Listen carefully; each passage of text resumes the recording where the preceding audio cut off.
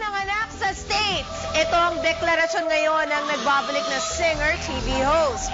Na ayon po sa usap-usapan, bigla raw nagtago sa Amerika dahil nabuntis at nanganak. Ngayon, hinaharap niya ang kontrobersya. Now na.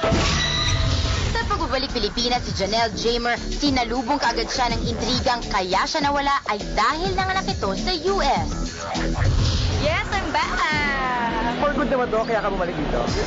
Hindi. Meron lang akong gagawin. Tapos, kapag kailangan kong umalis, ayos naman ulit ako ng Pilipinas.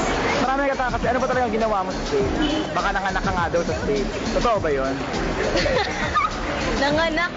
Sus, wala namang ibang issue. Oo.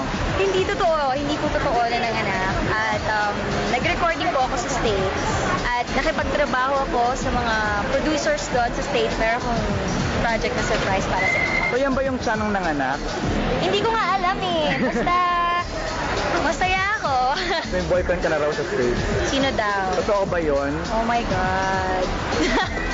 Hindi ko siya boyfriend. Si Kevin ay isang celebrity sa ibang bansa na kapartner ni Brian Kidd na nagmamay-ari ng Paranormal Production. He's not my boyfriend. Sinagot ni Janelle ang mga issues tungkol sa dati niyang programa. Mabalik ka ba sa Wawawi? Why not, diba?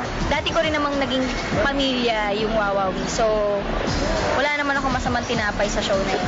Pero wala kang balak na bisitahin si Papi o yung ibang mga kasama mo doon? Ay, Diyos ko. Bisitahin sila?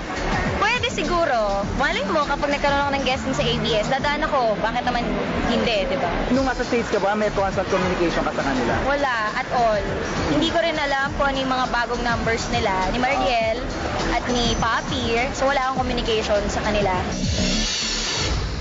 Welcome home, Janelle.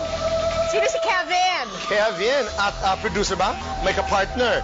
Paranormal Productions. Hindi, star siya sa ibang bansa. Sabi niya. Star, yes. Oo. Sana'y maging bisita natin dito sa SNN si Kevin.